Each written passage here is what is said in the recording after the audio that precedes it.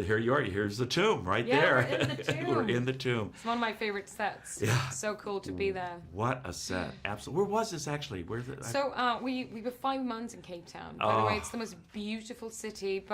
And then they built in a studio in South Africa. They built the tomb, and I must say, I mean, even I kind of just assumed that a lot of these big action films nowadays, they rely a lot on CGI and green screen, and our director was very stubborn on to bring that kind of more authentic feel. He wanted it to be set builds, which meant, like, as an actor, I got to go in and just be like blown away. The detail in this work was incredible.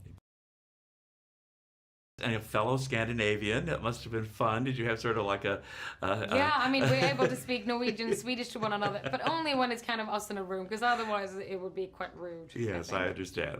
But maybe you had a similar sensibility, and I know you were familiar with his films, which made it was nice as well. I was. Well, this is terrific. I mean, first of all, it's a great action film, but so often these kinds of films, that's all there is. There's the action and there's all of that, but there's a lot of intimacy here too. I mean, talk a little bit about the father-daughter relationship, because I think that's an important theme here. Definitely. And I think that relationship, especially when I was introduced to what they want to do with this film, when I met the director and the producers, is that the father-daughter relationship is really at the core of the story. And you could pull that one out and put it in any genre, and it would be effectful and something that you will want to follow. And that meant that I thought, like, okay, so we can now step into this universe. And of course, I grew up watching Angelina Jolie make her into an icon on the screen with the films back then, but we can make something that can be relatable for a 2018 audience, but that will be something new, a very kind of human connection to this character and her journey that she goes on to become the very well-known action hero that she, of course, is. I understand you actually loved the Tomb Raider games when you were growing up. Yeah, I mean, Lara Croft and the Tomb Raider games have been quite groundbreaking. I mean, it was the first female protagonist in a video game. I was a 9-10-year-old girl standing in the living room, like, so curious. I wanted to be part and try this adventure on with, finally, was a girl that I, could relate to, and I was a bit too young, so I'm a bit scared, to be honest, to play the games. I tried, but I revisited them later in my young teens. One of the things that's great, and it's happening this year, a lot of films are coming out, and this is probably one of the strongest ones, where we're seeing strong female character leading a film. And as an actress today, with all that's going on, Me Too, et cetera, it must be great to be such a key player in this whole thing, and you must be very proud of that. I am. I was proud of everyone involved who decided to make sure that these films need to come up to the surface.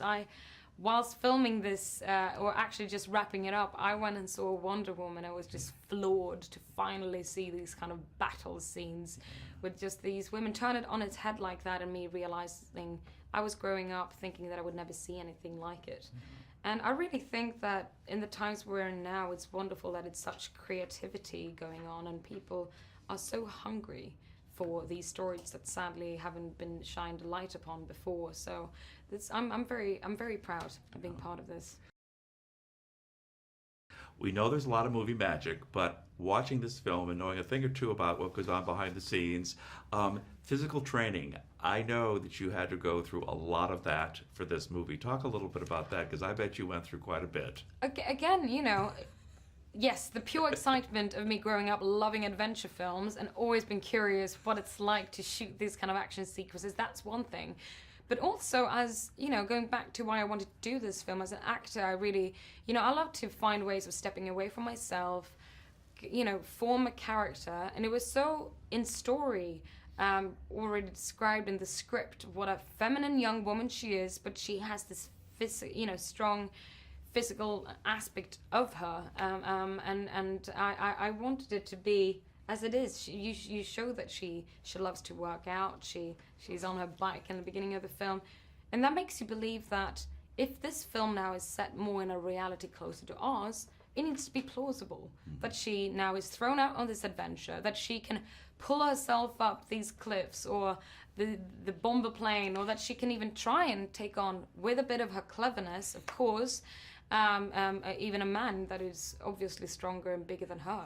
Absolutely. And even the scene with chasing the boys in Hong Kong, whether that was Hong Kong or not, it looked like Hong Kong. Like, even Daniel Wu, who plays Lou in our film, who's from Hong Kong, he was even amazed. He stood there in our set piece in Cape Town and was like, oh my God, this looks like home. It was pretty amazing. It was almost 360, and we had about 350 to 400 Chinese extras in South Africa.